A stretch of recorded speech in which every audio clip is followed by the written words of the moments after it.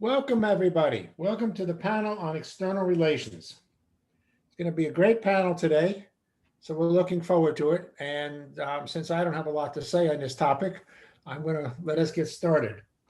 So our first speaker is going to be, we've had a change in order, but Mr. Yuri González Hernández. Mr. González Hernández is a Cuban lawyer from the University of Havana, who is currently in residence at Penn State, where he is working on his LLM degree. Or I think he's got his LLM degree, hasn't he? Yep. Right. I read that somewhere. Before his arrival at Penn State, Mr. González Hernández worked as a legal advisor for different Cuban companies and the tax office of the historian of the city of Havana. Oh, I would have liked that job. That would have been interesting. My daughter-in-law is a tax lawyer.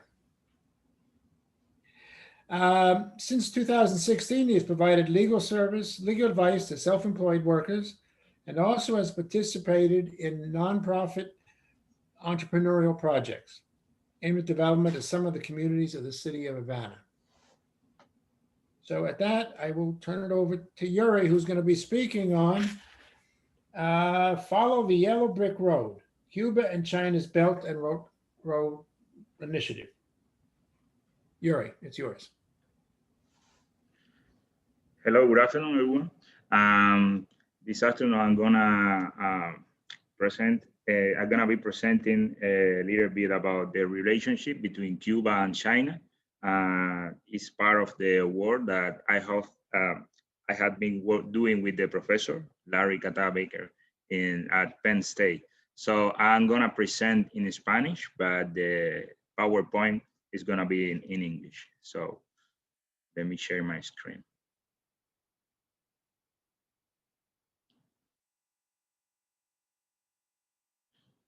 Okay.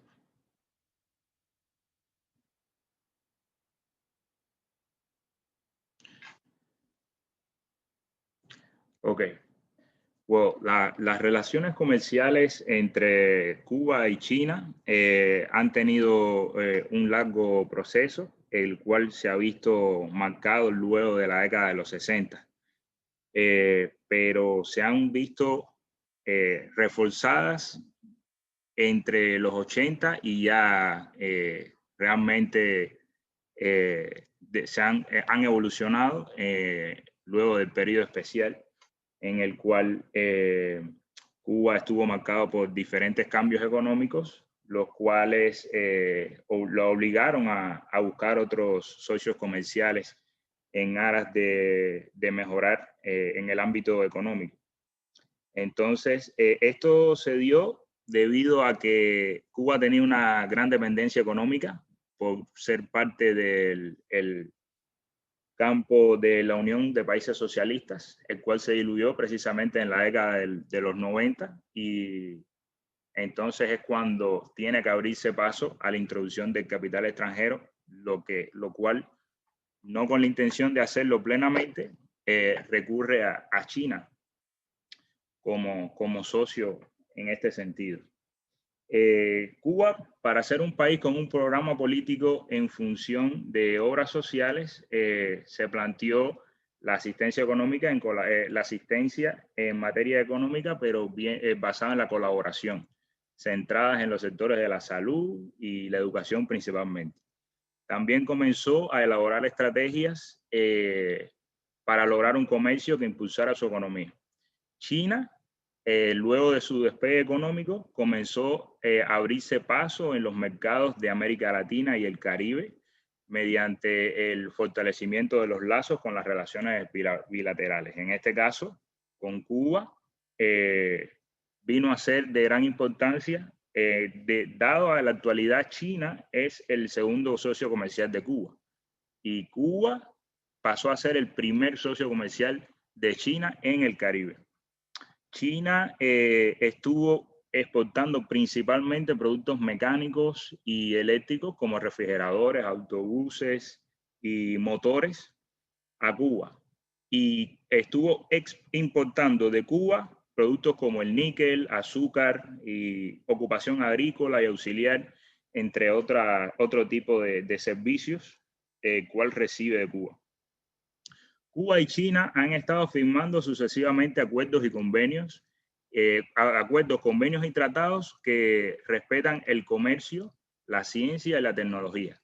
Además, han firmado otros acuerdos como la cooperación económica y comercial, la aplicación de visados mutuos y la protección de las inversiones, el turismo y entre otros. Dentro de los principales acuerdos que podemos ver, ahí les doy aproximadamente una cronología de los principales acuerdos que se han firmado desde que comenzó el fortalecimiento como tal de las relaciones comerciales entre Cuba y China. Ahí tenemos acuerdos como el convenio sobre la cooperación científica y tecnológica, el convenio sobre la cooperación económica, el acuerdo de cooperación turística que comenzó en el año 92, como muchos saben, en el año 92 Cuba comenzó a abrirse paso como tal en el turismo y empezó a desarrollar como una actividad económica reconocida en el país. A partir del 95 comienza a promover y a proteger la inversión extranjera, utilizando a Cuba como uno de los principales socios comerciales. Ya en el 99 entran los dos gobiernos en un tipo de convenio comercial a nivel gubernamental. Y Cuba y China firman un acuerdo bilateral, lo cual envuelve la Organización Mundial del Comercio. Está involucrada en este sentido. Ahí les muestro otros acuerdos importantes para los dos países, tales como los acuerdos en el reconocimiento mutuo de los diplomas y certificados académicos de los sistemas de enseñanza tanto de China como de Cuba. Acuerdos que se mantienen aún en vigencia están el acuerdo de préstamo de crédito al comprador general entre los dos gobiernos. Aquí lo que se estaba queriendo era reforzar el desarrollo de un parque eólico para darle otro tipo de fuente energética a Cuba. Este acuerdo, aunque todavía el proyecto está en marcha, es un acuerdo que se mantiene en vigor. Otro acuerdo es el del préstamo al comprador general entre el gobierno de la República de Cuba y el Banco de Exportación de China. Otro de los acuerdos es el préstamo para créditos preferenciales al comprador y el gobierno de la República de Cuba y el Banco de Exportación de China, así como el préstamo para créditos preferenciales al comprador entre los dos y el Banco de Importación y Exportación de China. Dentro de la amplia gama de proyectos de desarrollo de la República de China en los que Cuba se ha unido, abarca el sector de desarrollo tecnológico. Otro acuerdo propuesto es el que las universidades de Cuba y China trabajan en colaboración para crear un instituto internacional de inteligencia artificial. Para el desarrollo de este proyecto, académicos y científicos cubanos trabajan en este proyecto con la Universidad de Estudios Internacionales de Hebei en China. Cuba también ha estado estableciendo acuerdos en el ámbito de la biotecnología. Los documentos incluyen en sentido general la cooperación entre la zona de desarrollo tecnológico de Yongsu en la República de China y Biocuba Pharma en Cuba. Esto lo que pretende es que se firme el acuerdo de licencia de patente de tecnología para el producto Nasdaq. O sea que es un producto que van a desarrollar entre ambas instituciones con el objetivo de desarrollar productos que involucren la genética y la biotecnología. También se firma este acuerdo basado en el desarrollo del Centro de Investigación Biotecnológica de Changchun para unirlo con el Departamento de Inmunología Molecular de Cuba. Estos se han propuesto constituirla en la zona de desarrollo del Mariel. Estos son otros acuerdos firmados en Beijing, los cuales todavía están en vigor. Aquí generalmente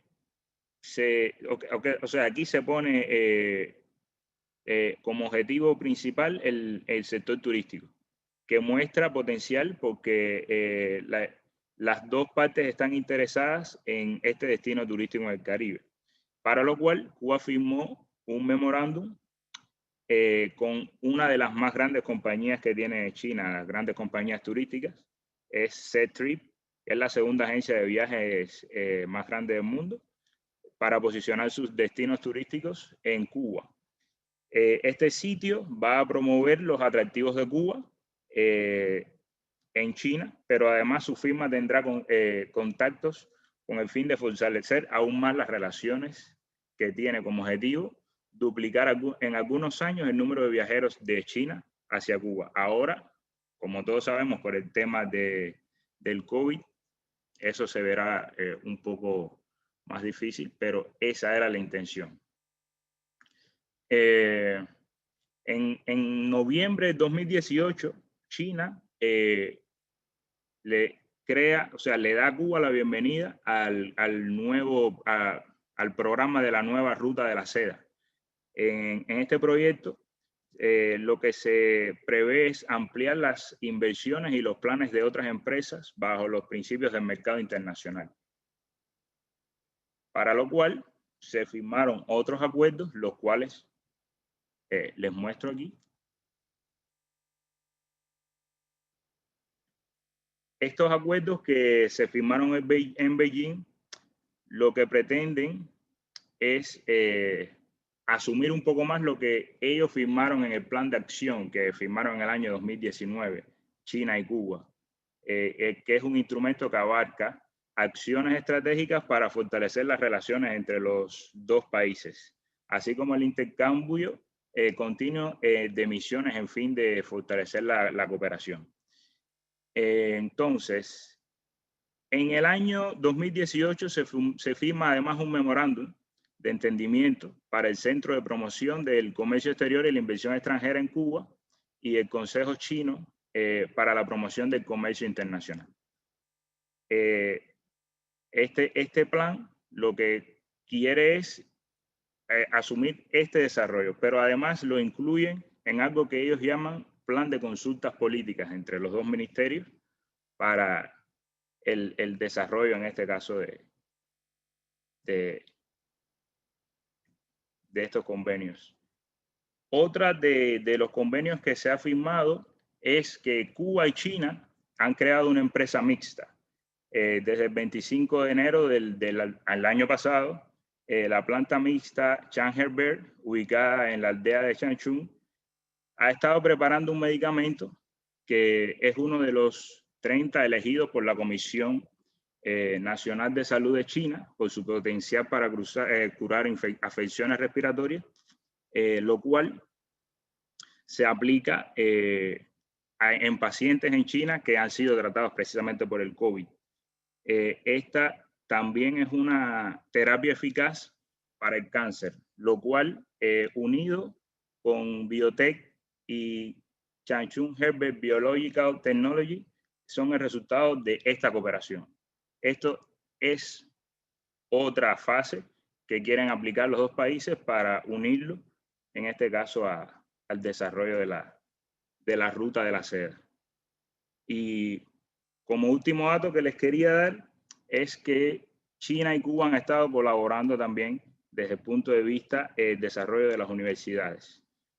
Entonces, la Universidad de Estudios Internacionales de GBI ha fortalecido las relaciones con los centros homólogos en Cuba para la constitución y la construcción de estudios e incluso crear un proyecto conjunto con el Instituto de Ciencias Médicas y las universidades de Carlos J. Finlay en Camagüey, Mariana Grajales en Holguín y la Escuela Latinoamericana de Medicina.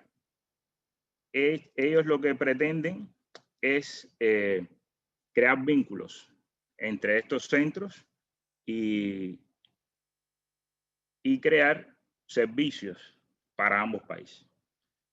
Entonces, esto es parte de lo que hemos estado viendo hasta ahora entre los dos países, que puede ser parte de esta nueva iniciativa de China al unirla a la nueva ruta de seda. Entonces, hasta aquí son los datos que tenía para mostrarles. Si tienen alguna pregunta.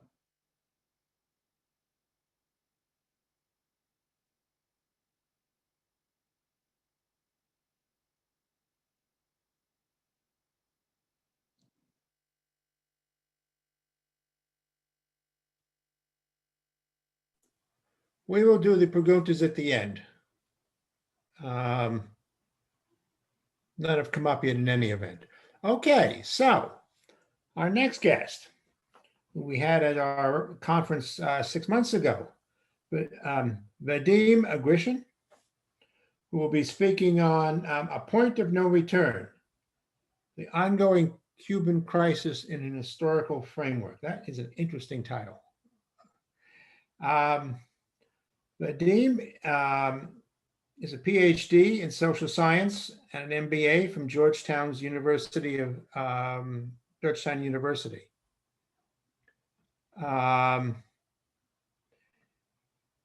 After the collapse of the USSR, Dr. Grishim was involved in the reform process in Russia, serving as an advisor to the Deputy Prime Minister of the Russian Federation from 92 to 93 and 2006 to 2009. He was there at the creation. Dr. Grishim has extensive experience working with the Bretton Woods institutions. He serves as senior advisor at the International Monetary Fund and has taught courses on the economics of transition at Georgetown University and the George Washington University. If I were still living in Washington, I'd be coming to your classes. So with that note, I'm going to turn it over to Dr. Grishim. Vadim. Yeah, thank you very much, Gary, for this kind introduction. Yes, the topic is interesting, but very complicated. A point of no return. In December of 1991, almost 30 years ago, the Soviet Union ceased to exist. It was an unexpected historical event that has still had a significant impact on the development of many countries around the world, including Cuba. The remarkable jubilee has stimulated reflections on the legacy and experience of the post-communist transition in Central and Eastern Europe, CEE, and Eurasia, and on their relevance for the current situation unfolding in Cuba, a former Soviet satellite that splintered from the deceased Soviet Empire. There is a prevailing opinion that the CEE, Central and Eastern Europe countries, as well as the Eurasian states, have mostly completed their post-communist transformation. Their results have been quite mixed. Several of them have formed modern democracies with market economies. Some have turned to soft informational authoritarianism and have increased administrative controls over their economies, while other post-Soviet republics, including Russia, have slipped back into tougher authoritarian rule, allowing for state monopolies to play a dominant role in strategic industries in the process developing system of organized corruption. Cuba seems to have become frozen in this background and is still inching forward with traditional socialist economic cycles, maintaining an old-fashioned repressive political regime. Practically all former socialist countries before deep structural changes have passed through a so-called socialist investment or economic cycle. The standard first step of this cycle is to introduce liberalizing measures as a reaction to slow growth rates or economic crisis. The second is to implement policies that boost economic growth. And the third step is to prevent intensification of macroeconomic imbalances. In its efforts to modernize and update an exhausted socialist economic model, Cuba has been passing through the initial stage of that cycle, facing challenges when it becomes impossible to maintain stability in an economic structure that has not been strengthened with additional reforms. On the whole, these measures have coincided with fundamental elements of Gorbachev economic reforms, which attempt to increase the autonomy of socialist enterprises by converting them to self-financing and self-managing entities, to develop individual and cooperative forms of ownership, to attract foreign capital through joint ventures, as well as unify exchange rates. The differences between these approaches and Cuba's are evident. The island has been moving much more slowly and cautiously, while, as we know, Gorbachev's economic team failed to implement responsible macroeconomic policy and to adopt unpopular but necessary economic decisions, particularly price and tax reforms. Cuba is still between, again, the first and second stages of a socialist economic cycle, and its private sector contribution to GDP is below that of the under-reformed countries in the former Soviet socialist bloc, such as Turkmenistan or Belarus. Reforms in an authoritarian socialist system, as a rule, have been very difficult to break and have taken place because of two main factors: a shift in political leadership and a meaningful change at the economic level. In the past, cyclical economic development was observed in most socialist countries, which including growing economic difficulties and inability to do business as usual because of an exhaustion of extensive mobilization activities, which prompt these countries to start modernization reforms using market components that, as a rule, contributed to soaring inflation and public debt and resulted in reform rollbacks and partial return to the standards of a common economy. Such reformist cycles took place in the Soviet Union during the Khrushchev thaw in the late 50s and early 60s, then during a period of so-called Kosygin reforms in the mid-60s, and finally during Gorbachev perestroika at the end of the 80s. According to available information, Cuba now seems to be drawn into the third reformist cycle. The first one in that country was triggered by the collapse of the Soviet Empire and was quickly phased out in 1995. Opinions vary as to why the attempt at reform after the collapse of the Soviet Union was scrapped in Cuba. There is talk of Fidel Castro's rigid views, his harsh anti-Americanism, and the Cuban leadership realization that they would not be able to contain the situation if a Cuban Tiananmen occurred. This, of course, cannot be ruled out, but there is another important circumstance. Any transformation, whether it's in the Eastern Europe version, Eurasian, in the former Soviet Union, or in China or Vietnam, involves not only the creation of market mechanism, but also the inclusion of these countries in the global economy. The presence of an economically powerful and politically influential Cuban community near the island in the United States certainly intimidates Havana. There is an understanding there that the current communist elite would lose virtually all of its position if such active integration were to take place with the inevitable involvement of Cuban Americans. In this case, the effect of a divided nation probably also works. From this point of view, the Cuban situation can be seen through the prism of the unification of Germany of the unification of Northern and Southern Vietnam, as well as through the prism of a divided Korea. In the case of Cuba, there is no divided territory, but there is a divided nation. By the way, the unification of Germany and the situation with the two Koreas was mentioned during discussion in the first session, but was viewed from a different angle: the effectiveness of market institutions and the difference in the development of divided nations. There is certainly an interesting theoretical angle, but in practical terms, it seems what communist elites care about what may happen to them in the case of integration. There are more concerns not with development, but with their own survival. The second cycle in 2008-2011 was initiated by partial change in political leadership, with the gradual departure of Fidel Castro from power and the growing influence of his brother Raúl, as well as by pressure brought on during the global financial turmoil at the time.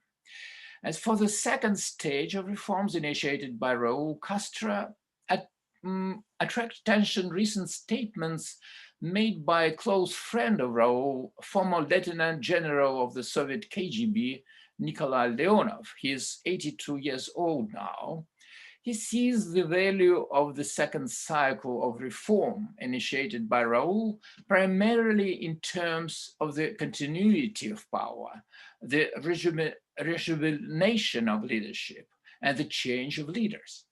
According to Leonov, this will allow Cuba to avoid the Belarusian scenario. In general, it should be noted that one of the main issues of socialist-type authoritarianism is the leadership turnover. In the Soviet Union, leadership changes occurred mostly, let's put it in this way, by anthropological reasons, as a result of dearth of communist leaders. Lenin, Stalin, Brezhnev, or Andropov. Only once there was a bureaucratic coup against Khrushchev, and we remember that Gorbachev left his position as a result of the collapse of the whole system. The current third cycle is linked to a further restructuring of the political hierarchy in Havana, to the implementation of some provisions of a new constitution, and to a deep economic crisis induced by the dramatic reduction of subsidies from Venezuela and the belated arrival of COVID-19 pandemic. The pandemic has exposed the vulnerability of the Cuban economy, and attempt to compensate for the loss of Venezuela's assistance through the development of tourism services has proven to be non-sustainable. Decreasing US remittances and raised sanctions have also added pain to the existing economic reality. The country has found itself between a rock and hard place, and once again, an ongoing crisis has prompted a new set of reforms. Paradoxically, after the 1959 revolution, Cuba turned out to be an oil-dependent country. During the Soviet period, a scheme oil in exchange for sugar was based on significant subvention and lasted for almost 30 years. In the early 2000s, reforms were pushed back by substantial subsidies from Venezuela. Involving parallels with the USSR occurred as well at the end of the 60s, when Kosygin's reforms were abandoned as a result of huge oil fields discovered in Western Siberia. Cuba, a country without significant oil reserves, turned into a kind of petrostate, critically dependent on oil delivery and distribution of oil revenues, first from the USSR and then from Venezuela. That bonanza period now seems to have come to an end. Reforms pose serious challenges to a socialist regime. Cuba is slowly moving towards high risk and long delayed exchange rate unification, with its government preparing to scrap the dollar-backed convertible peso and devalue the regular Cuban peso. It was an interesting discussion during the first session today about this. This step will be essentially to advancing the island's economic reform agenda. But it promises to be a delicate one, as it puts pressure on inefficient state companies while threatening savings and creating inflation dynamics that will be difficult to control. Timing the arrival of a pandemic with the implementation of reforms was not chosen by chance. It has allowed the government to reduce the risk of major social protests. There are always winners and losers in any reform program, but when it comes to currency unification, the major loser could be an incipient private sector that have been weakened by the collapse of the tourist season 2020-2021, while public companies could likely receive compensation from the state. Generally here, the Cuban leadership faces a dilemma again, determining what reform path it should take. The Sino-Vietnamese model that maintains social rhetoric, strict censorship, mechanism of repression, and a one-party political system has long attracted sympathy in Havana. At the same time, it's obvious that the Sino-Vietnamese model, with a true-track economic transformation, applying quick decollectivization in agriculture and creation of efficient special economic zones that facilitate a shift to export orientation and intensive integration with global value chains, have become hardly acceptable to the Cuban leadership. By comparison, the Eastern European post-communist model that included both a political component with democratization of political life and an economic one with full liberalization of market forces and various forms of European integration into NATO and the EU, do not readily conform to the Cuban reality. There are also models that have been tested in post-Soviet republics, but for different reasons, they have lost their attractiveness in Cuba. The relatively stable and deeply under-reformed Belarusian authoritarian regime that has aroused certain sympathies in Havana has now begun to fall apart in the eyes of the world. A visible constraint that is presently getting in the way of Cuban reforms is the unwillingness on the part of the island's authorities to use the investment capacity of the Cuban community abroad. Core ethnic communities have provided a meaningful chunk of investment capital that has worked very efficiently during the initial stages of reforms in different countries like Poland, China, Baltic republics, and Vietnam. Of course, at this time, there is a sanctions barrier blocking sizable FDIs to Cuba, and even small-scale investment that could potentially emerge from a multi-billion flow of remittances are being drastically restricted and de facto rejected by official Havana. The very significant scale of Cuban immigration, primarily to the US, has also created the effect of divided nation, as I talked already. This is not a replica of the situation that took place in Eastern and West Germany, or what is taking place now in the North or South Koreas. Nevertheless, future reintegration of a part of the Cuban American community into the island's life seems inevitable. After the collapse of the Soviet Union, such reintegration of so-called white immigrants never occurred in Russia because long years had passed since the Bolshevik Revolution and several generations change of Russian migration transpired. In countries where the duration of socialist regimes was relatively short, however, as in the CE area, for example, partial reintegration of immigrants was successful. But at present, such prospects are perceived by Havana as a threat. From that point of view, systemic anti-American rhetoric on the part of Cuba's government is not only a form of nationalism or mechanism for distancing itself from powerful northern neighbors in the interest of a ruling communist elite, but also as an instrument for limiting the influence of the Cuban American community on the island. Anti-Americanism remains an important pillar of the current Cuban regime. In turn, the communist Cuban theme has long remained a part of the US domestic political agenda. The current arrival of a new democratic administration promises a US policy pivot towards Cuba. Whether that proves to be a turn from Trump era to Obama II era with the new reset and detent will depend on many unpredictable factors.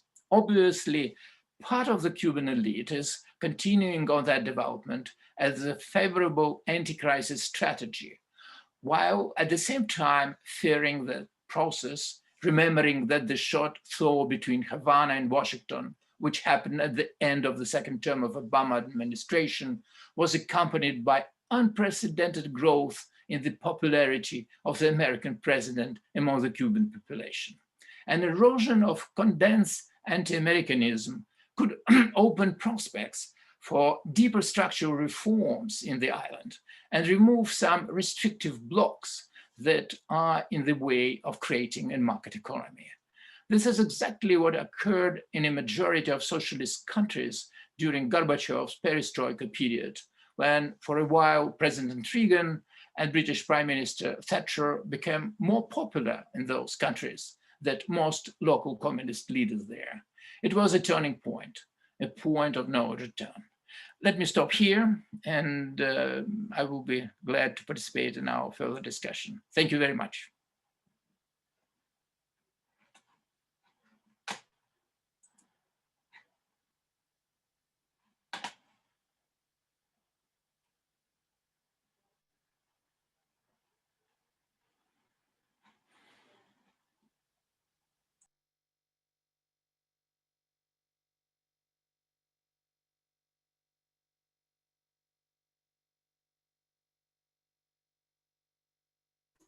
Sorry, everybody, my mouse would not respond.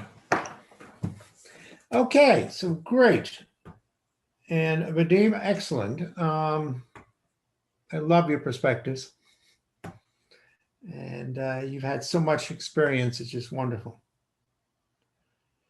Our next speaker is Armando, Chaguaceda? Did I get it? Good, okay. Good for me. Armando.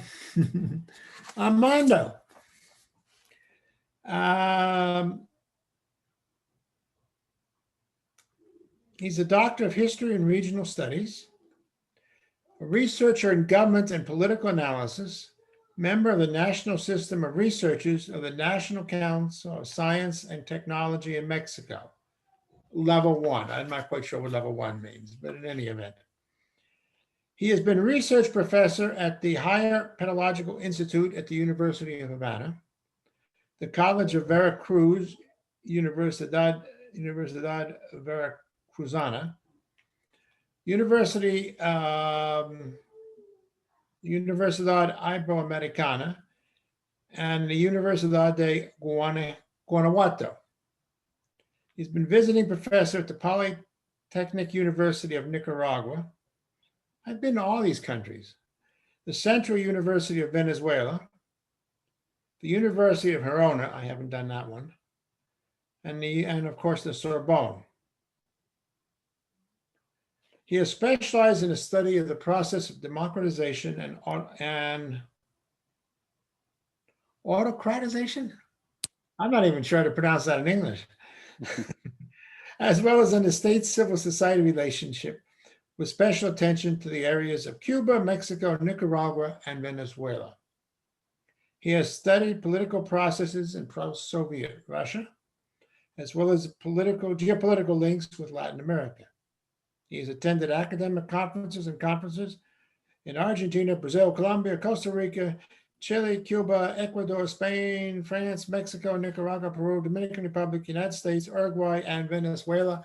I would love to see your passport and all the visas. And he's an author of 6 books and 30 academic articles. I think that's a pretty impressive resume. At that, however, I'm going to let you pass on to your topic, which is poder incisivo. I'm going to let you pronounce your title. Sí, yeah. Poder, sharp power, poder incisivo, sharp power. Okay, go ahead. Bueno, voy a compartir, vamos a compartir acá la pantalla, por favor. ¿Me apoyas por acá, por favor? Estoy con problemas con compartir la pantalla. Sí. A ver.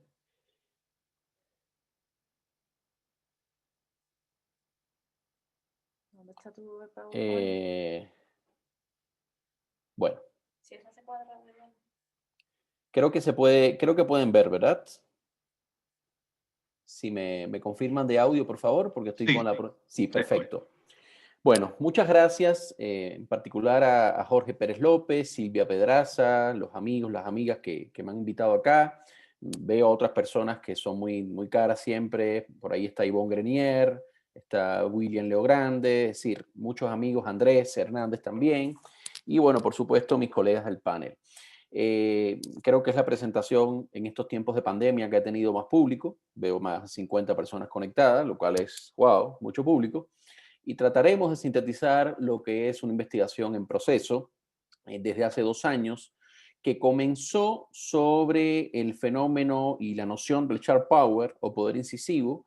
Después vamos a hablar de qué se trata, pero después se ha ido articulando con otras nociones más, digamos, más nuevas que hemos ido incorporando, como la de tecnología o tecnólogos políticos y cómo esto se articula en el fenómeno de fondo de la presencia de la agenda del Estado cubano dentro de la academia latinoamericanista, o sea, no solo latinoamericana, sino latinoamericanista. Mi presentación está en inglés, pero de manera que va a facilitar que la puedan leer, pero voy a hablar en castellano. Y quiero comenzar con esta frase de un intelectual muy reconocido, Edward Said, que ustedes conocen bien, que remite al rol del intelectual. El intelectual definido como noción desde el famoso Affair Dreyfus en el siglo XIX, pero que ha transitado en el último siglo por una azarosa existencia en las disputas geopolíticas e ideológicas de la era contemporánea. Y Edward Said nos plantea acá el tema de la lucha por la autonomía intelectual, más allá del origen nacional, del vínculo estatal e institucional, y la búsqueda de una relativa independencia de los intelectuales frente a todo tipo de autoridad. Obvio decir que Edward Said, además, es muy reconocido dentro de la academia norteamericana, tanto progresista como liberal, y estas frases me parecen muy importantes para abrir lo que quiero decir, para captar la esencia del asunto. Bueno, los 3 issues, los 3 momentos de mi presentación, si tengo tiempo de desarrollarlo, después, al final, tendrán algunas referencias que podrán leer para ahondar en esto. Son, bueno, primero voy a presentar algunos conceptos y tópicos sobre los cuales sostengo mi perspectiva, sobre todo de sharp power, tecnólogos políticos y el fenómeno más clásico, tradicional de control ideológico. Cada uno de estos fenómenos, conceptos, remite a una dimensión espacial de proyección de la agenda estatal. En segundo momento pondré algunos ejemplos, porque esto es algo que ha sido objeto de mucho ensayo, mucho debate, pero muy pocas veces se le pone datos, se les pone número, de la presencia en un espacio concreto, del cual, por cierto, muchas y muchos de los que estamos acá formamos parte, ¿verdad? Que son asociaciones latinoamericanistas, es decir, no solo latinoamericanas, sino que estudian América Latina, y en la cual al menos yo detecto varios procesos que se dan. Una presencia simétrica en relación con los recursos humanos y el peso específico de la isla y de su academia, ciertas afinidades ideológicas que conectan la agenda del Estado cubano con esas grandes asociaciones, especialmente con sus directivas, ciertas narrativas hegemónicas dentro del campo intelectual de la izquierda americana, incluyendo en esto aparte la izquierda norteamericana, y formas muy concretas de poder de veto basadas en la participación de estas grandes representaciones de la agenda y de la academia oficial dentro de estas organizaciones. Y por último, y creo que sería lo más rico de esta discusión, la coexistencia de nuevos escenarios con viejas prácticas. Voy con el primer punto, ¿no? Bueno, primero, todos sabidos que se ha desarrollado mucho la noción de sharp power. Jessica Ludwig y Christopher Walker la han desarrollado desde hace aproximadamente 5 o 6 años en un texto seminal en el Journal of Democracy, pero después ha sido objeto de muchas investigaciones. Y esto recupera un poco la discusión de Joseph Nye sobre un poder blando, pero en este caso se hablaba de la forma específica en que autocracias utilizan las instituciones, las comunicaciones, los tipos de lazos que la globalización abre, que no existían en la Guerra Fría de manera clara, para influir la opinión pública y las sociedades y las academias de las naciones democráticas a través de tácticas de seducción, distracción, manipulación. Y un factor y un actor clave en esto son los intelectuales, en tanto los intelectuales tienen dos características muy importantes. Uno son productores y multiplicadores de ideas, y en una sociedad abierta estas ideas llegan a través de los más medios a muchos públicos, pero también a través de la influencia de think tanks y de espacios específicamente intelectuales. Y otra característica muy clara en el siglo XX, que hay una contraposición entre intelectuales autocráticos, diría Marlilla, este intelectual norteamericano filotiránico de derecha y de izquierda, y intelectuales comprometidos con la idea de deliberación, pluralismo, sociedad abierta, ciudadanía activa, es decir, intelectuales democráticos. Bueno, el Sharp Power lo que hace es aprovechar o trasladarse o expresarse a través de ciertas ideas, ciertas figuras y ciertas redes intelectuales contra las sociedades abiertas, la academia libre, autónoma y la democracia política. Un segundo concepto es el concepto de tecnólogos políticos, que ha sido desarrollado también, bueno, en el campo de estudios postsoviético. Gleb Pavlovsky y un grupo de autores los ha trabajado, pero el último libro de Iván Krastev y Stephen Holmes, La luz que agoniza, desarrolla muy bien este ejemplo. ¿Y qué cosas son los tecnólogos políticos? ¿Qué sería tecnología política? Bueno, algo de lo cual, por cierto, para el caso cubano, el intelectual canadiense Yvon Grenier ha sido precursor en sus análisis, que es la idea del arte de producir apariencias o maquillaje, el arte de fingir.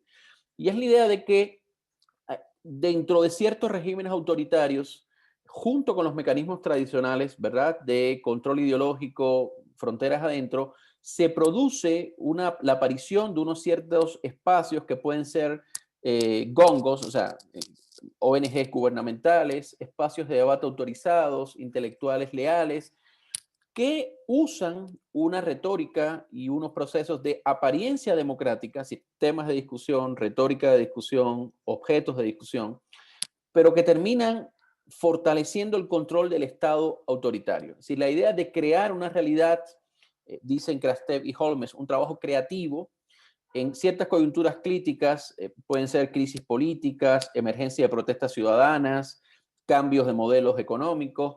Y en esas coyunturas críticas, los tecnólogos políticos construyen una realidad paralela, alterna, que no remite a los fenómenos estructurales de poder y que se articula con lo que Fronteras Exterior se hace con Sharp Power, porque parte de los tecnólogos políticos también participan en los procesos de proyección del Sharp Power. Y la tecnología política se dirige sobre todo a seducir segmentos de las élites nativas conectadas, pero sobre todo audiencias foráneas, al tiempo que la ideología oficial tradicional de control, de censura, se orienta a través de la masa de la población que es cautiva de los medios tradicionales de información y propaganda. Bueno, lo que planteo en esta investigación, que es más larga, es que Sharp Power y tecnología política son los correlatos externos y in-between, intermedio, de lo que es el tradicional control ideológico del Estado cubano fronteras adentro sobre la producción y diseminación de las ciencias sociales.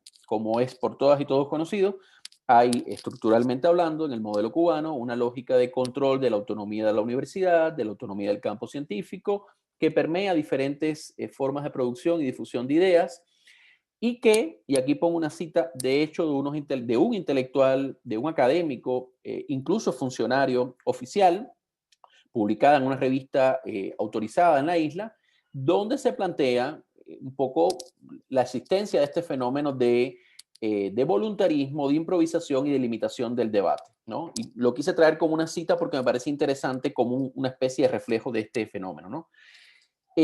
Acá solamente grafico, ustedes conocen a Vadim. Vadim es un proyecto transnacional de medición de la democracia, pero no solo en dimensión poliárquica, es mucho más amplio, más rico. Yo soy parte del equipo de expertos de Vadim para dos países concretos, Cuba y Venezuela, y lo que traté es de graficar la evolución de la libertad académica y cultural, que es muy bueno que se midan juntos en este caso, de 5 países de América Latina, y bueno, el caso cubano, desde los años 80, en el cual varios de estos países transitan de regímenes autoritarios de derecha a democracias liberales de diferente calidad, bueno, cómo se mantiene en algunos casos en general hay una mejora del ambiente de libertad académica y cultural, pero en Cuba se mantiene básicamente estable, ¿no?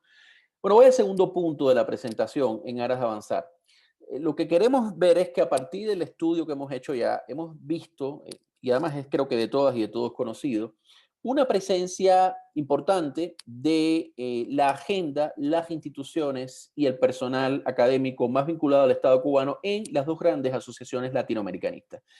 Esto, por supuesto, aprovecha los tradicionales vínculos que ha tenido el Estado cubano con las izquierdas regionales, pero también aprovecha ciertos elementos de afinidades ideológicas y electivas del campo intelectual de América Latina y Estados Unidos, que es buena parte de izquierdas, con agendas del Estado cubano. La filósofa política Claudia Hilb, en un texto que yo les recomiendo mucho siempre, Silencio Cuba, la izquierda democrática frente al régimen de la Revolución Cubana, ha analizado, usando la obra de Claude Lefort, el porqué de estas afinidades, ¿no? Y sobre todo la idea de que pueda haber cierto reconocimiento de avances innegables de los primeros años de la Revolución en materia social que justificarían la inexistencia o la vulneración de los derechos de discusión, investigación y difusión de lo investigado, que son reglas comunes en el resto de la academia en la que todas y todos vivimos, ¿no? Acá voy a mencionar solamente algunos ejemplos porque me parece que los números ilustran. Según datos oficiales del ASA, Latin American Studies Association, la sección cubana en el 2019 era la sección con más miembros, superior incluso a México y Brasil juntos. De manera que tenemos un país que ni por tamaño del PIB, ni por cantidad de instituciones académicas, ni por fortaleza de la academia puede competir con México y Brasil. Sin embargo, tiene una enorme presencia de miembros. Obviamente, parte de estos miembros son miembros también que residen en el exterior, pero buena parte de estos miembros también están afiliados a las instituciones oficiales cubanas, dentro de las cuales hay diversas posiciones también, hay diferentes grados de desarrollo de las disciplinas, unas más avanzadas que otras, hay trabajos meritorios, algunos de los cuales se presentan en estas conferencias, pero que en general se mantiene la idea, por ejemplo, de una delegación, es decir, cuando se proyecta la agenda de la Academia Estatal Cubana, que es la oficialmente reconocida, se proyecta con la envoltura de que hay una delegación.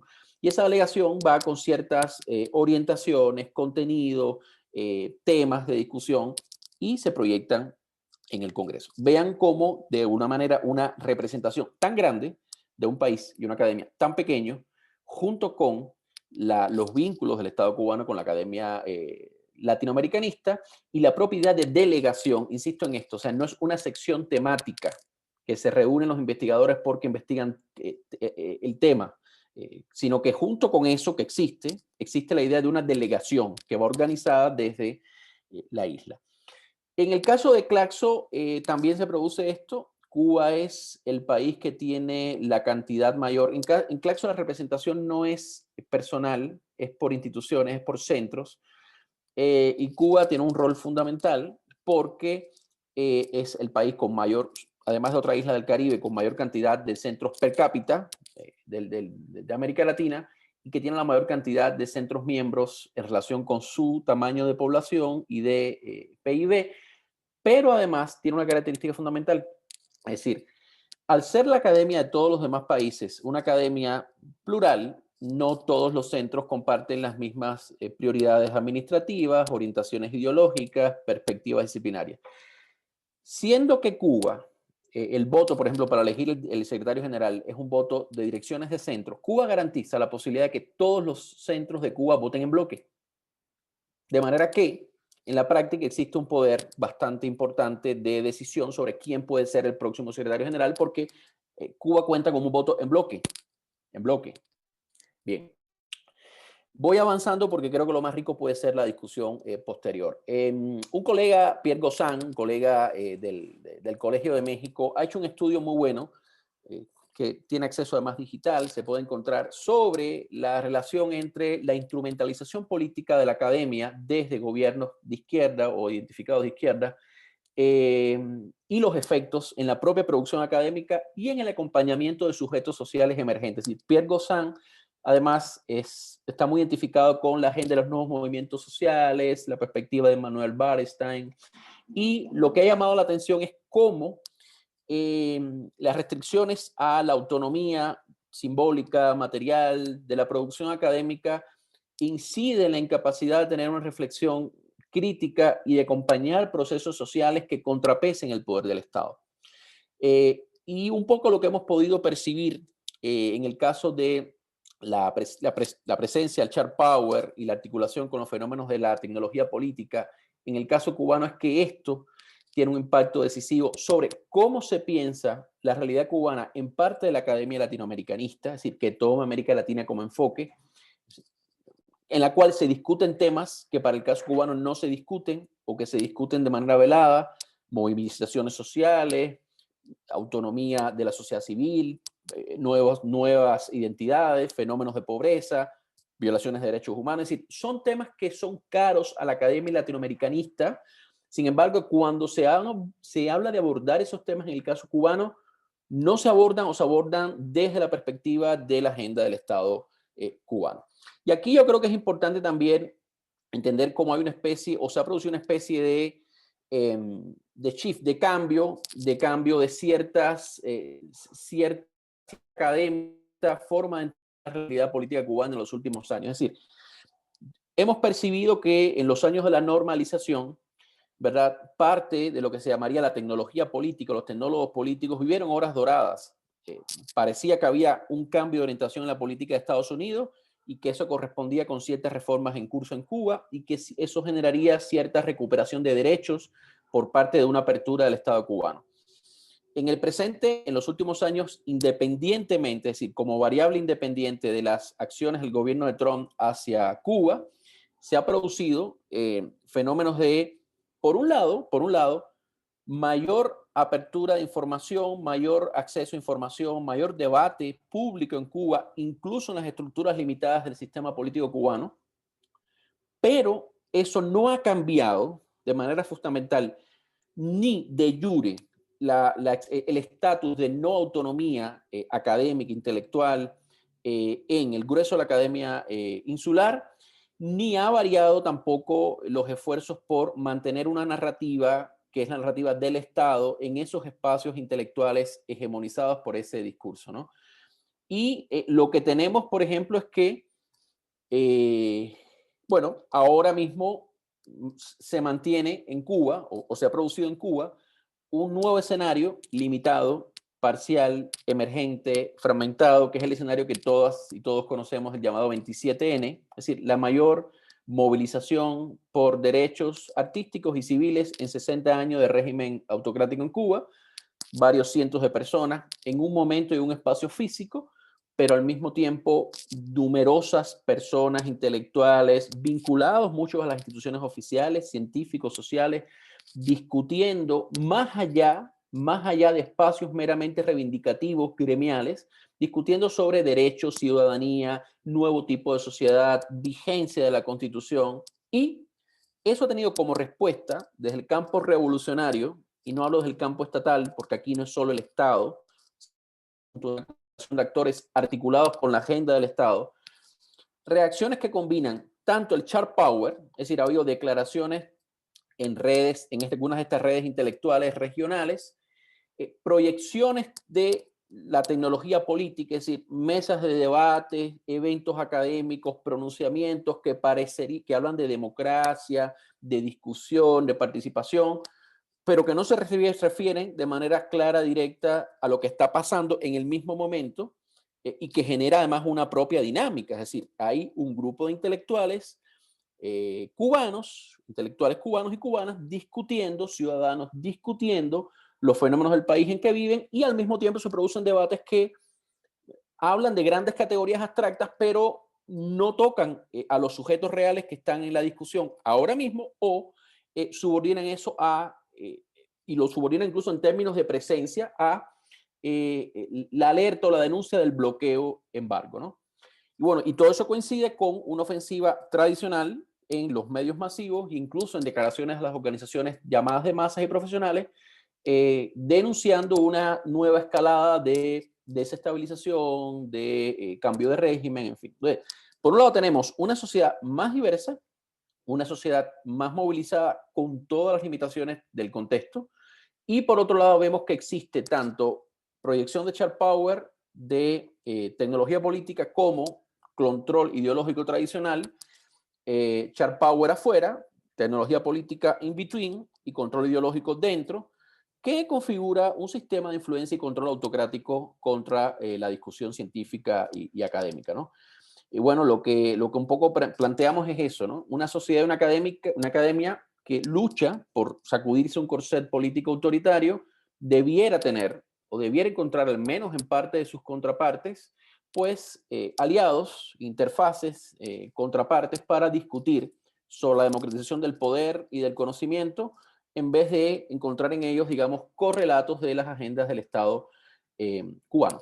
Y acá pongo algunas referencias, ¿verdad?, que de algunos trabajos recientes que tratan de explorar esta situación, tanto a nivel regional, a nivel más regional, es decir, qué pasa en América Latina, qué, digamos, propensión existe en América Latina, incluso si comparamos con las evoluciones parecidas en Europa, en la Europa de los años 70 y 80, es decir, cuando se recupera la democracia en Europa, eso coincide con el arribo del eurocomunismo, con una revisión de la izquierda, la aparición de los verdes y toda una rica discusión intelectual que refunda la izquierda y otras tradiciones, a la vez que redescubre la democracia en Europa del Sur y del Este. Y como en América Latina se recupera la democracia después de las dictaduras de seguridad nacional, pero hay elementos estructurales en la izquierda, en la cultura política y académica de izquierda que impiden, por ejemplo, una crítica al modelo del Estado cubano.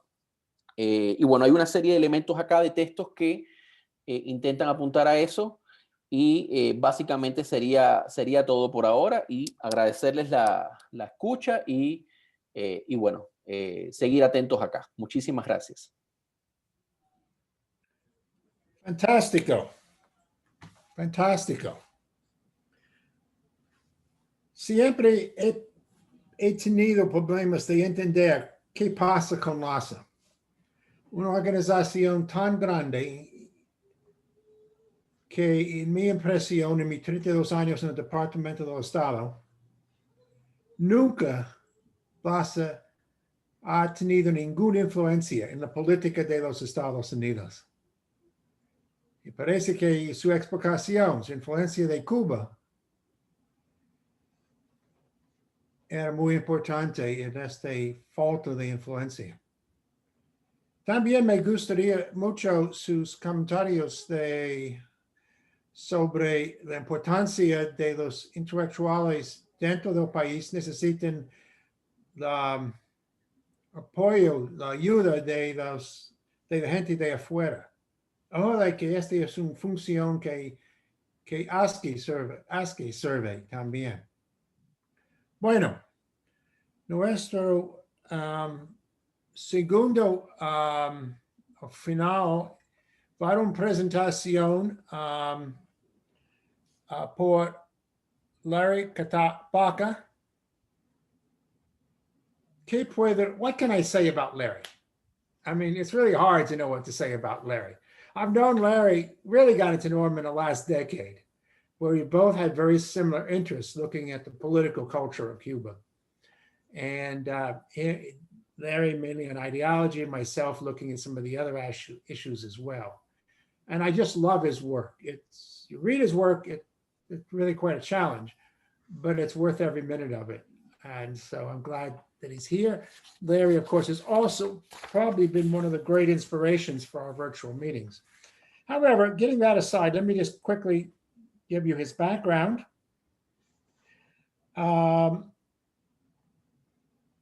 He's a founding member of the Coalition for Peace and Ethics at the Pennsylvania State University and serves as the William Richard and Mary Eshelheim Faculty Scholar, professor of law and international law at Penn State.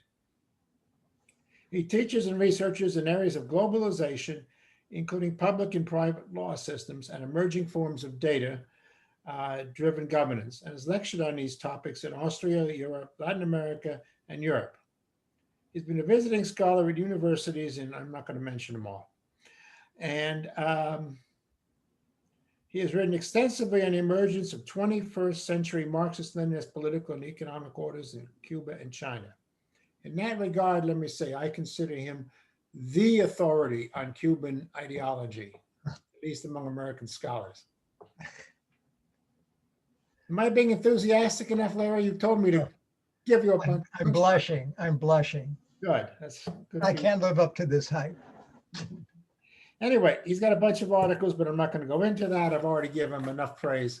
So now, this is not actually Larry's paper. We have the last paper is actually by Rafael Velázquez Pérez, who teaches international private law and international commercial law at the universities of Holguín in Cuba and Vigo in Spain. And he researches in the area of foreign direct investment. His book, Inversiones extranjeras sostenibles, un análisis alternativo de derecho internacional de inversiones enfocado sobre Cuba, is apparently well known. I have not read it. I guess I should read it. But Rafael was unable to make it today, so Larry's going to present his paper. Larry, it's all yours. Well, thank you very much. Yeah, this is, and I apologize, Rafael is in Holguín, and for all kinds of reasons, it was impossible for him to be able to attend this time. I'm sure we'll have him next time. This is a joint effort, putting our heads together.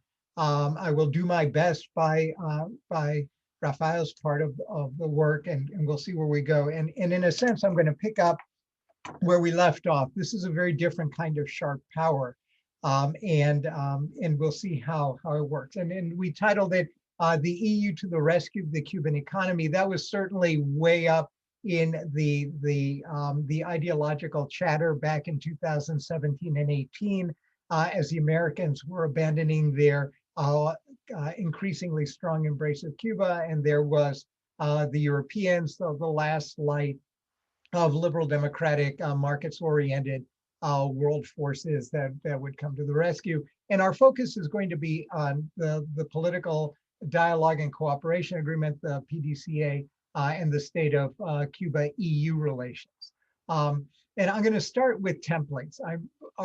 My thing, for those of you who know me, my thing is kind of templates, patterns, repetitions, and ideology, and then the way in which they kind of they sort themselves out in particular practices of people. And Cuba's external relations, after 70 or so years, the template has been very, very well developed and well understood. And it's a very simple one. There's 4 parts to it.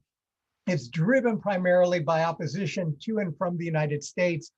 This is one of the most effective dysfunctional relationships that we have had in the last several hundred years.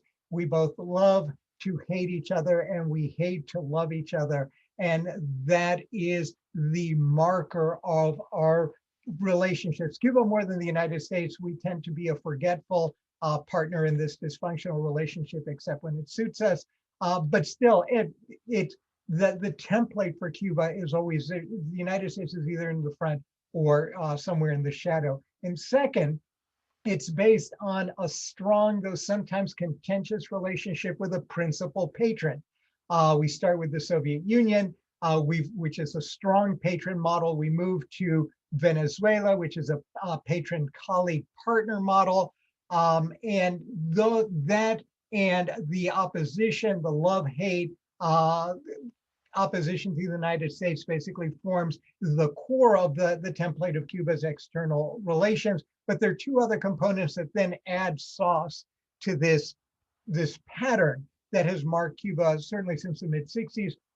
The third includes a secondary group of important partners, the anti-US bloc. It used to be the Bandung group in the 70s, the 60s, 70s, up to the, I guess they conked out in the 80 earlies. Now it's Iran, North Korea, China coming in and out, Russia coming in and out, and their positions in the secondary group will be very dynamic. And then a regional integration bloc, CARICOM, ALBA, big and then small, and then sympathetic states that come in and out from time to time. That's the third block, this important block of secondary partners. And then the fourth includes those states that serve a mediating role. And in that category, I include Vietnam. And now the point of all of this slide, I also include the European Union. Okay, so the European Union forms an incredibly important part of the Cuban external relations template, and it does that from my perspective, or our perspective, in the sense that it plays a mediating role. One in which they believe that they're exerting sharp power, one in which the Cubans believe that they are exploiting their own sharp power strategies in the economic area or through the politicization of economic relationships, which has marked the model almost from the beginning, right? So Europe has occupied this space between Cuba and the United States. Europe has occupied this space between Cuba and the United States almost from the start of the current political system in the early 60s. European policy has traditionally been driven by Spain, but other states also pursue objectives. And principally, we have the Germans, the French, the Italians, and the Dutch, not necessarily in that order. And it switches from time to time. And it's grounded in political calculation. One can sometimes tell the tenor of relationships between the Americans and the Europeans by looking at the state of European-Cuban relations. Cuba is kind of the friend that people use if we were in high school, and apparently in international relations, we're always in high school. This would be the friend who would be in the middle of a fight between two powerful players in high school politics. Right, so it reflects the state of EU-US relations and European engagement policies generally with developing states. Cuba is the friend that Europe will point to as it needs to modify its narrative of either helpfulness or strength or whatever with other developing states, and particularly with its own post-colonial friends. And it also reflects the substantial changes in European approaches to trade and international relations.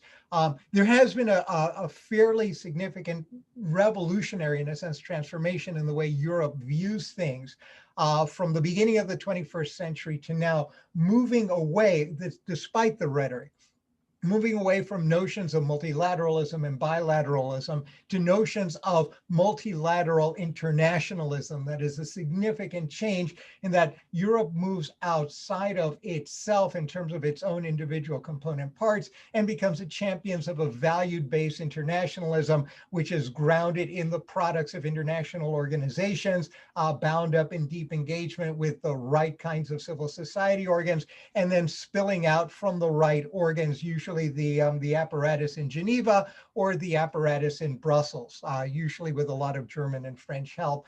But there you go. So it's a European values-based internationalism, which is tied to the system of public international institutions. And that tends to guide increasingly European approaches, both to their American friends and to their dependencies. They don't like to use that term, but I'll use the appropriate term. They're downstream production chain partners in the ordering of their international relations. And its ideologies, of course, have moved decisively from transition-oriented, from the transition, that is a transition for Cuba-oriented EU common position in 1996, which mirrored the American position, to 2017 and the Political Dialogue and Cooperation Agreement, the PDCA, which is what we're going to talk about. The reason it's important is not just for Cuba. It's always fun to talk about Cuba, but this is a model. We're talking about two sets of rigid modeling here. The European model has now been, and especially the PDA, has been an instrumental template for understanding Europe's new set of cooperation and trade agreements with China, which was just announced at the end of December, and which eventually, probably this year, will be inked in some form that we will be able to see and criticize. I'm sorry, and laud. So my objectives are very simple. There's really two. One is I'm going to examine the PDCA in detail. I'm going to look at its ideology. I'm not going to bore you to death with it. It's over 80 paragraphs of highly technical provisions, and that will guarantee that most of you will find yourself in dreamland. But I'm going to try to sketch out where all of this is taking us. And then the second thing I'm going to review, well, you know, everyone has gone to this tremendous trouble to construct these trade frameworks, these trade and cooperation frameworks. What has been the result? And I'm going to look at it from two perspectives. One, to what extent has it actually changed trade patterns between Cuba and the EU? Let me foreshadow by saying it hasn't to an appreciable extent. But then the more interesting thing is to what extent has it played a role, and perhaps a decisive role, in the far more important aspect of the relationship between Cuba and the European Union, and that is the role of trade and aid, development cooperation and humanitarian aid, where in fact we have seen a far greater flow of goods, services, and the like. So that's what we're going to do. So we'll start with the ideologies of trade and the PDA. And here, of course, we mark the political reawakening of Europe, or at least its detachment from being the yes person to the American leadership on liberal democratic responses to Cuba. And it's, of course, it's the PDCA, which was negotiated during the last years of the Obama administration, was signed in 2016, approved by the European Parliament in July of 2017, overwhelmingly for Europe, and then ratified. And it consists of, and the interesting thing about the PDCA is that it's one of these agreements, and again, recall this when you begin thinking about the European-China agreements. It manages to satisfy two inconsistent positions simultaneously. For the EU, we're looking at PDCA as a tool for accompanying and supporting a process of change and modernization in Cuba. For the Cubans, it represents a normalization of its relationship in the way that the Cubans viewed their dialogue with the Obama administration in terms of normalization. No change, normalization where they should have been for the Europeans. We move from transition from a Soviet Marxist-Leninist political and economic model to accompanying and supporting a kind of therapeutic approach with money and trade, a therapeutic approach towards what we now call modernization. That's the gist of this fairly complex framework within which the European Union and Cuba are going to shoehorn much of their trade. Right, and again, as I mentioned, there's a huge transition between 96 and 2016. Again, and I just brought some language out just so that you can see how this actually worked. This is paragraph 1 of the EU common position. The objective of the EU and its relation to Cuba is to encourage a process of transition to pluralist democracy with respect to human rights, blah, blah, blah, no shock.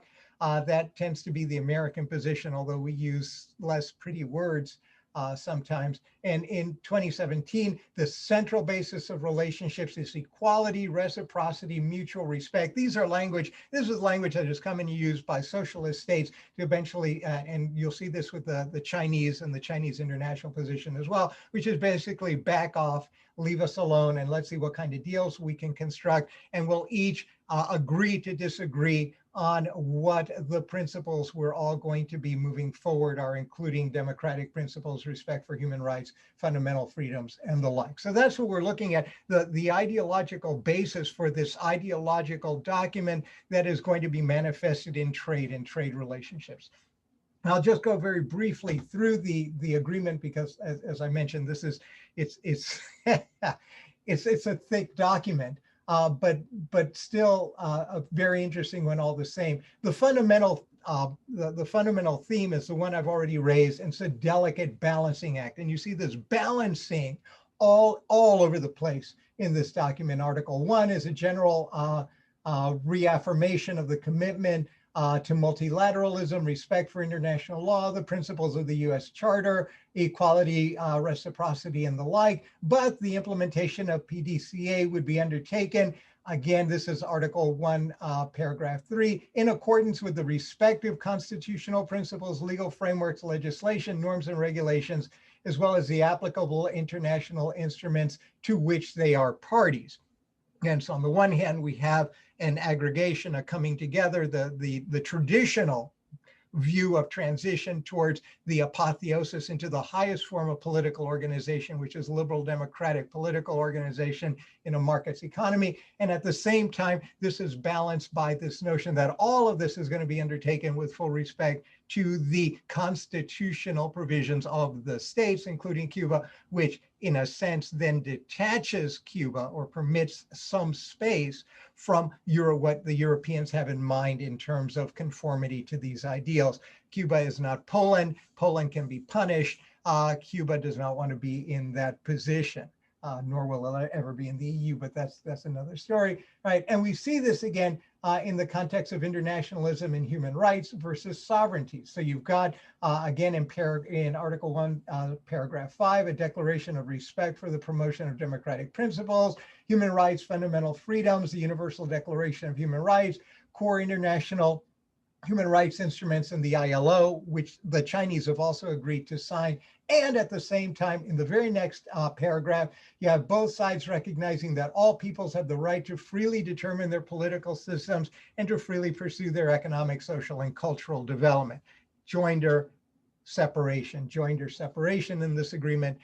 Both states thinking that they have gotten a wedge in to what it is that they want. For the Cubans, normalization; for the Europeans, capacity building and sort of reforming a barbarian state that hasn't quite gotten the word on what the appropriately apex system ought to look like. That's sort of a criticism. That's not a suggestion of where my sympathies lie, but it is a suggestion about the ideological thrust of these provisions, and you all can decide which one you like best and then move forward with them. All right, and then of course, all of this then carries over the 1996 EU common position, which is to carry out focused economic cooperation action in support of economic openings being implemented. That's ultimately the end game here. So the objectives are very simple. This is this is a trade template, which is a political template for trade to help Cuba update its economy and society through dialogue and cooperation. So you're going to update economy and society, dialogue and cooperation, which means you're going to talk and you're going to give money, the purpose of which is to update an economy and society. The Cubans will be more than happy to do that and to talk, as long as they're happy with what updating the economy means. Mutual trade, the achievement of the 2030 Agenda for Sustainable Development, which is interesting, and then to enhance regional trade in the Caribbean and Latin America, and then to promote Cuban ambitions with respect to CELAC, which the Americans despise, the Community of Latin American and Caribbean States. So another little nudge at the Americans here in creating the trade ideology with the Europeans. And again, the gist of this is, it's two words. The rest of it is just a lot more verbiage. Let's talk. That's what we're going to do. We're going to talk our way through trade, mutual cooperation and dialogue, but limited to state discussions. Marxist-Leninist states do not like talking to non-state actors, especially in the international arena. And Cuba has resisted including civil society in the process, even in the process of dialogue, to the point where it becomes difficult even to host side events at these meetings, which is the common way in which civil society will kind of act around state-to-state negotiations. The Americans have used it, the Latin Americans and the Europeans, of course, but not in this context. Human rights dialogue framework, which is Article 5, again, driven by both parties, no mutual agreement, no discussion about human rights, but we will all continue to advance it. areas of cooperation and common projects. There's a whole list of them. This is what we're going to do. And again, you're asking yourself at this point, well, where's the trade part of this thing? Well, the trade part is what comes after or in the course of the framework within which we construct it. And here we're dealing with small arms, illicit trade in small arms. Cubans don't like a bunch of small arms surreptitiously running around the island. And other conventional weapons, disarmament and non-proliferation, anti-terrorism measures, international criminality, unilateral coercive measures. That is, the Europeans will agree to work with the Cubans against the US sanctions programs. That was actually a curious one because no one likes the embargo, but everyone likes global Magnitsky. And there's a question as to whether you separate the two out. The Europeans have, in fact, developed their own version of global Magnitsky, that is targeted sanctions. And so that remains an open agenda issue. Combating trafficking in persons and migrant smuggling, illicit drugs, race discrimination, xenophobia, and then sustainable development, most of these involving capacity building and aid.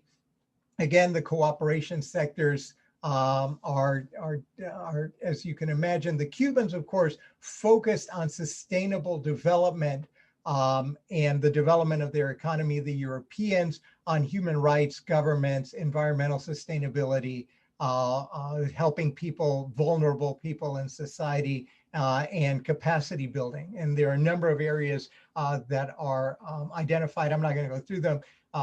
But you can see them. It's Articles 39 to 49 were the key areas that were going to be the focus of this. And then, of course, you've got the policy dialogue, which is going to be centered on information sharing, on harmonization of standards, and capacity building through best practice sharing, which is typically European.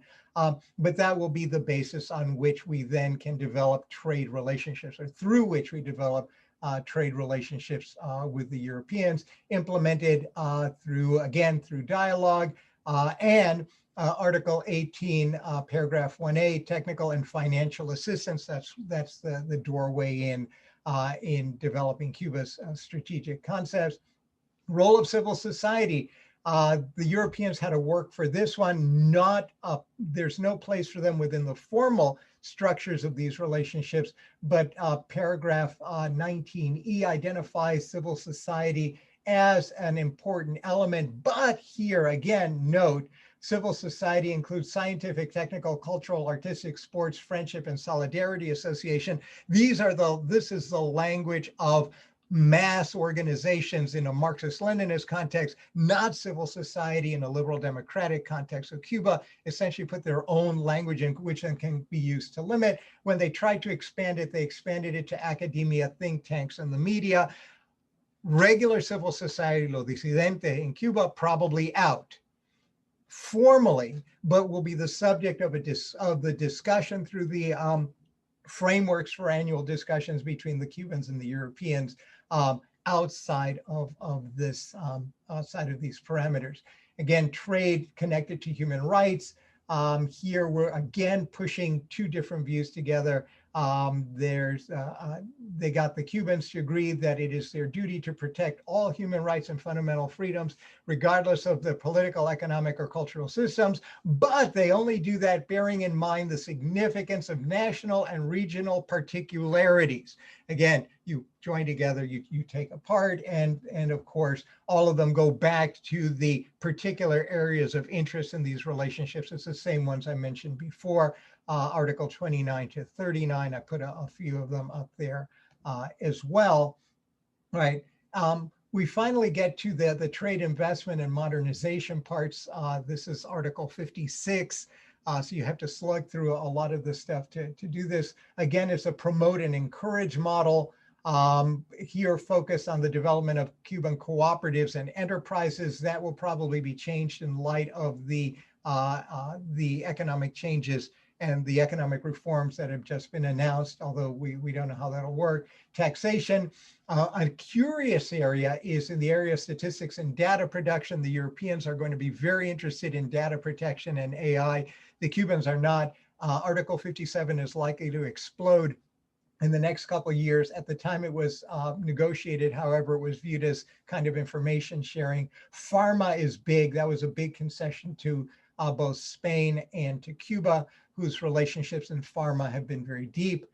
And then the latter part essentially outlines the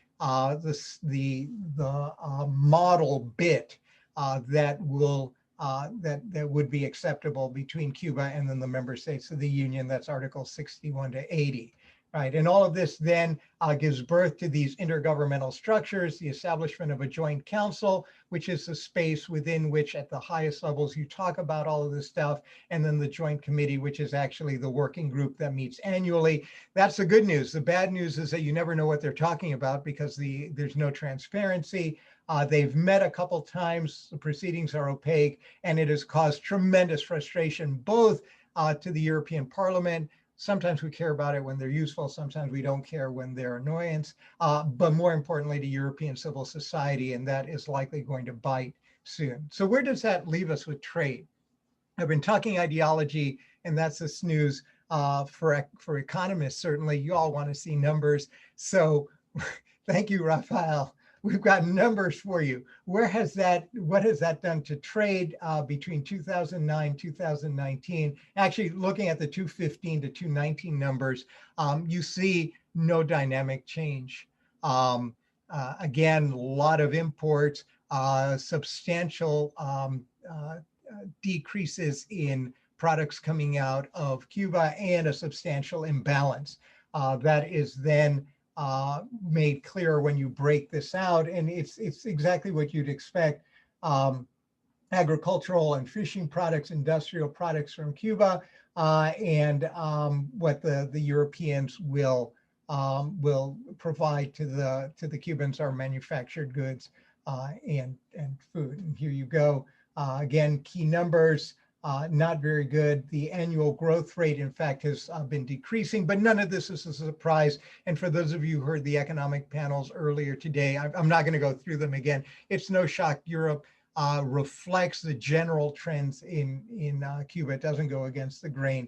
A lot of imbalance, a lot of hidden subsidies. The question is, where are the subsidies? The subsidies, of course, are within the measures, the aids, which is a no-no within Europe, but perhaps not out of Europe, the state aids provided by the member states in their and the Union in relationship to Cuba, but it's basically stable or grown zero. It reflects, again, the patterns of trade and trade development in the world. So there's no aberration here. I'm not going to go through the numbers, but you can see that they're flat to negative. And again, here, the trade, imports and exports, food, live animals, beverage, and tobacco. Gary had mentioned rum and cigars, but rum and cigars are not to be underestimated, both in terms of their ideological as well as their financial power. There was that funny moment a couple of years ago when Cuba had thought that it might be able to erase its foreign debt to the Czech Republic by sending them a large quantity of rum. The Czechs politely refused and suggested that cash was better. So these things are working that way. And again, the flows in imbalance. I'm not going to take very much time. My PowerPoints are available to people if they want to see it. But effectively, the bottom line here is that we have gone through all of this process. We've developed this template. And from it, there is no appreciable difference other than in the relationship of the Europeans to the Americans and in trade and aid. And I'm going to end with this, or just a couple of slides where we see some very interesting projections. And so the question is, well, where's all the money going to or coming from? Where do you have the equalization? What's in it for Europe?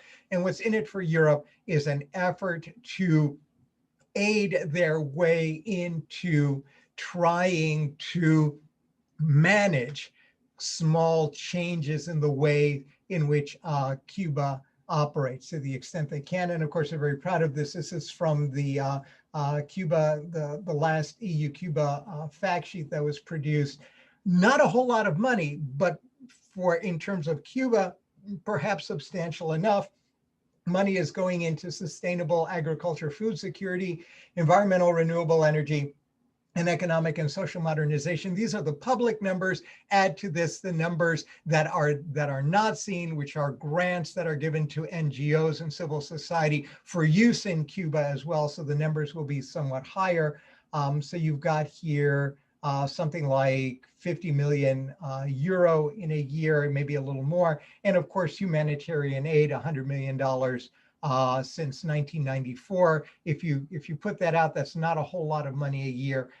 But this is the doorway through which you can do this. So at the end of the day, what do we have in terms of EU-Cuba trade? To some extent, the reality is not much change. The context has changed, the framework has changed, and that may produce significant potential changes later. The template has been very useful to Europe more in its relationships to the United States and China than in building its relationship with Cuba. And that at the end of the day, what seems to be the most important part of this is the use of trade, both to engage in political discussion, but much more important as the framework through which humanitarian capacity building aid, that is sharp power through money, flows from the European Union into Cuba. And with that, I'm done. Thank you very, very much. I'm sorry I went a little over.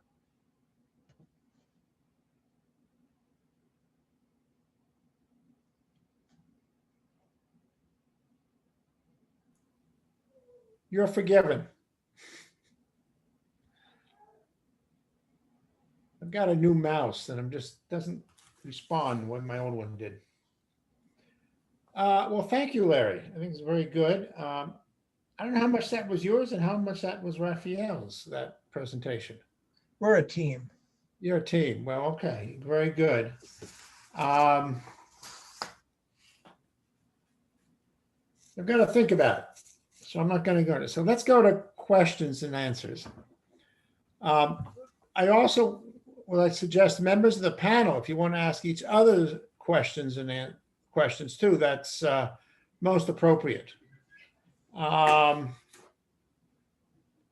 So there are a bunch of questions that people have already answered in written form. We might go back to them, or participants might feel free to go back to them if they wish. Unanswered is a comment by Silvia Pedraza, our former president, who said it's a wonderful paper and how much it gives us to think about. This is for Vadim.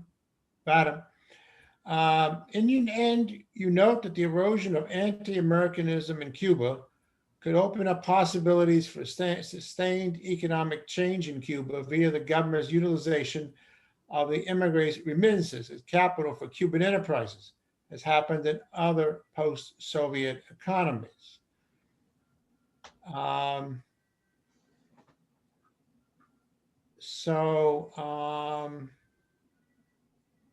Would you like to comment on that?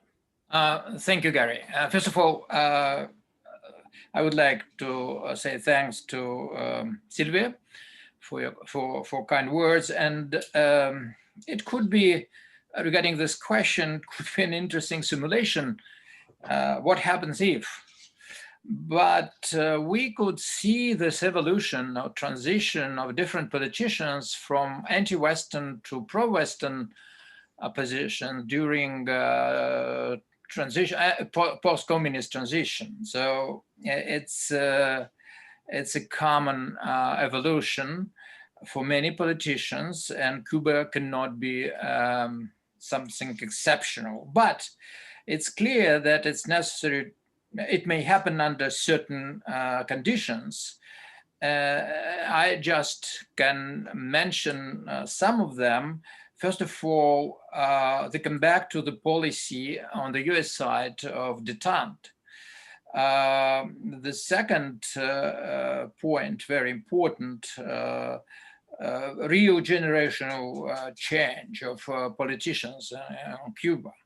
And the third point, the third condition, the severity of economic crisis. These three, from my point of view, major factors can impact on evolution of political approach of Cuban elites, a part of Cuban elites, towards the US and Cuban American community here. Thank you. Okay, Roger De La Torre has a question for Larry. ¿Qué pasa con el Caribe y China in el Caribe? The new Cold War? Is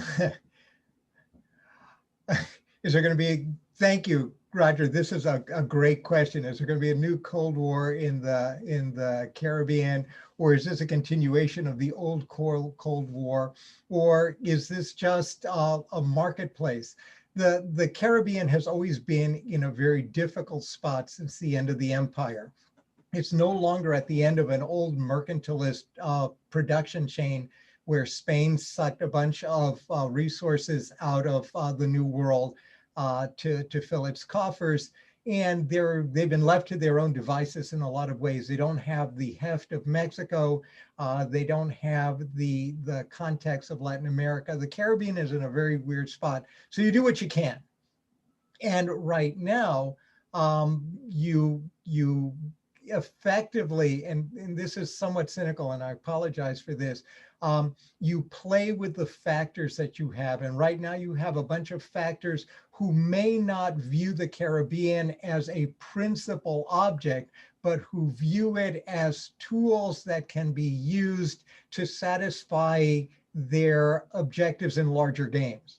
And so in a sense, there's no Cold War so much in the Caribbean as there is an astuteness on the part of some of the Caribbean states that it is useful for them while they can. The Africans would do this for a while. They did it fairly well from time to time, to play the major players off each other or with them to the extent that they can then derive whatever it is necessary, one, to avoid a suffocating patronage.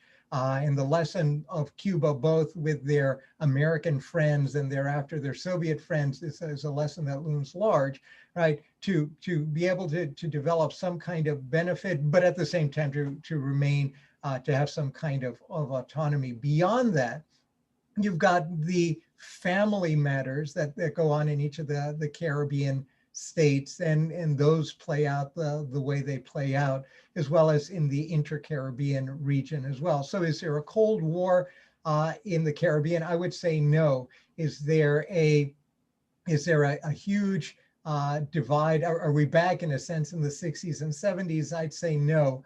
And the cynic in me would suggest that ideology is useful here in the way that Armando talked about it, but really more as a tool for advantage, and advantage here includes autonomy. It's my best shot.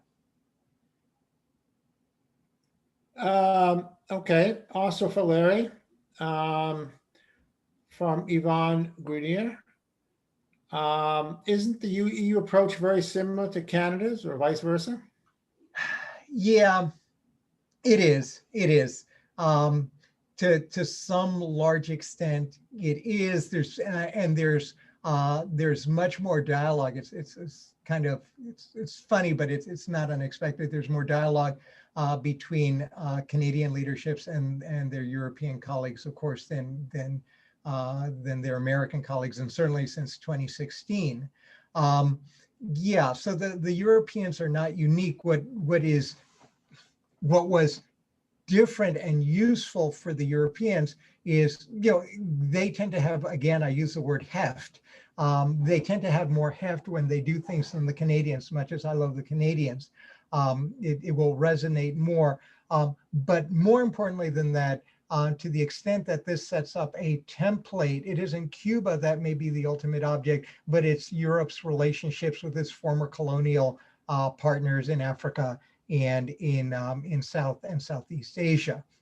And so this becomes a much more interesting problem. But it also reflects, and you were right to talk about Canada. It's not just a European thing. It is a thing among advanced liberal democratic market-oriented states, including the United States until 2016, and who knows what happens after 2021, to move towards this this pattern, this what I would call this cyclical dialogic pattern in which you grind relationships down or through a constant set of engagements, capacity building, narrative engagements fueled by, through, or against money and the benefits that money will produce. Either if you're a small country like Bangladesh, through opening and closing the spigot to beneficial trade deals so that your garment sector can continue to fuel enough money to keep revolution away, or through other means.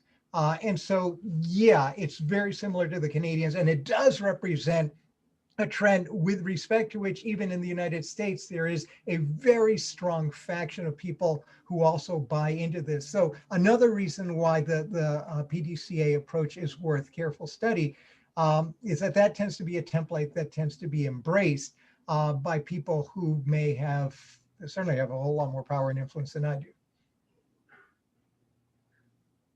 Okay, there's a question from Roger Betancourt. I think it's for Larry. Larry, can you see the question and answer from Roger? The question? Because I'm having understanding it's in Spanish, and I get as far as the first two lines. Gracias. Coincide con mi impresión basada en una visión sobre la respuesta a COVID y los derechos humanos donde El Salvador y Venezuela fueron expuestos. Cuba no fue ni siquiera mencionada. Yo creo que tiene que ver con mi presentación más bien. Yes. Sí. No sé si comento algo ahora, Gary, Larry. Yes, please. Básicamente, lo que vemos es un patrón de incluso de doble rasero respecto a crisis generadas en Latinoamérica de gobiernos de orientación no liberal. Por ejemplo, si uno compara el seguimiento que se le ha dado a la crisis venezolana, no digo que la magnitud de las movilizaciones, la existencia de una dualidad de poderes, es decir, no son semejantes el sistema político venezolano y el cubano, ni la sociedad civil venezolana ni la cubana, a pesar de, digamos, los nexos que existen. Pero más allá de eso, nosotros vemos, yo por lo menos he visto en el tratamiento en sectores de la academia latinoamericana y norteamericana, incluso en las mismas organizaciones, tratamientos diferenciados a Cuba y a Venezuela.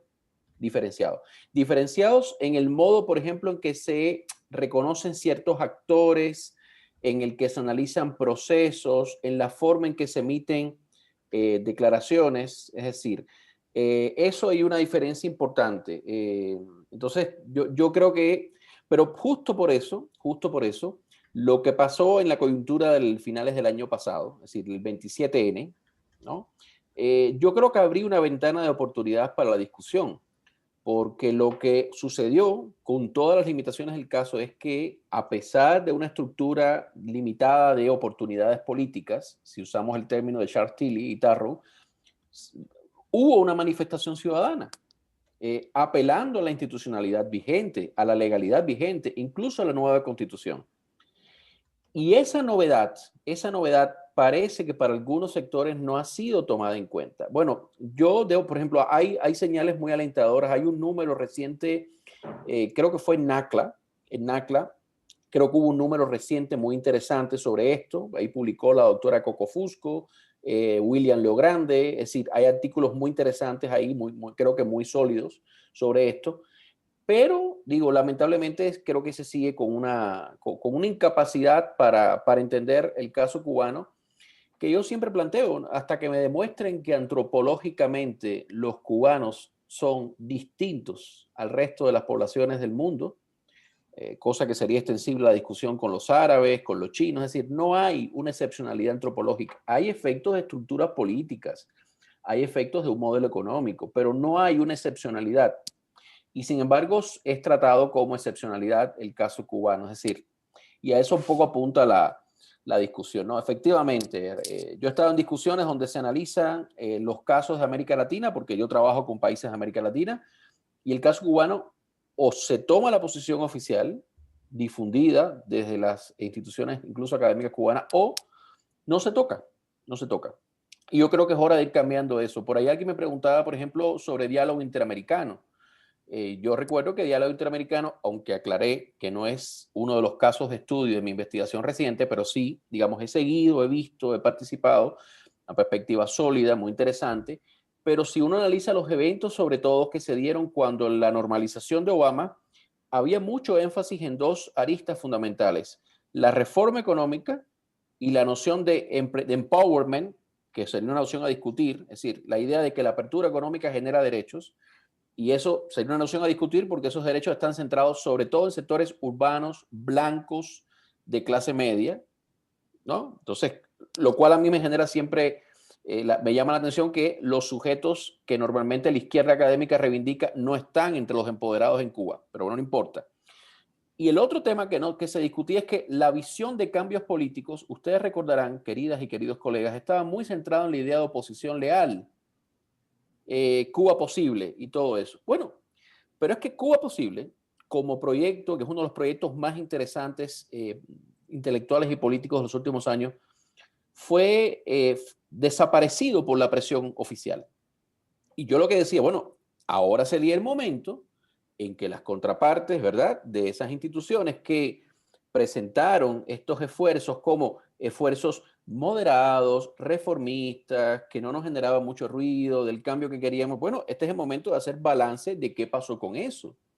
Y si eso que pasó fue por una, digamos, por un resultado de la presión de la administración Trump, que es un argumento que se ha utilizado, que empíricamente yo discutiría, o fue por una contrarreforma desde el propio Estado.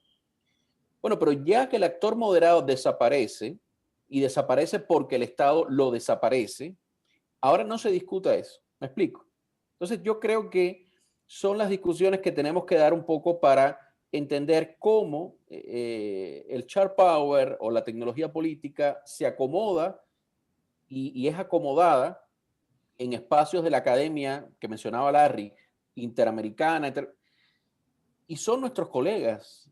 Y nosotros justificamos, legitimamos la supresión de derechos y espacios a ellos de los que nosotros disfrutamos. Entonces, a mí me parece que hay una regla básica de la condición intelectual y del espacio académico abierto que se incumple. Pudiera citar otros ejemplos, por ejemplo, sería interesante hacer una comparación entre las posturas de Wola, por ejemplo, respecto a Cuba y respecto a Venezuela. Les invito a que busquen el caso, ¿no? Una misma organización con un perfil interesante de trabajo y con posturas, digamos, diferenciadas. Entonces, creo que hay mucho por ahí para discutir todavía, ¿no? Thank you. There's some questions that have already been answered in a written form, but I think it'd be useful quickly to go through them again for those who haven't seen the written answers. For Yuri, this is from Roger Betancourt again. You discussed the various accords that have been signed between China and Cuba. And his question is, how many of these accords have been implemented, and by how much in terms of the personal goods or services and capital actually exchanged or created? Yeah, well, in this regard, I'm concerned about the Cuban political position, because it's always like there is the intention, but not the will. So because it's different.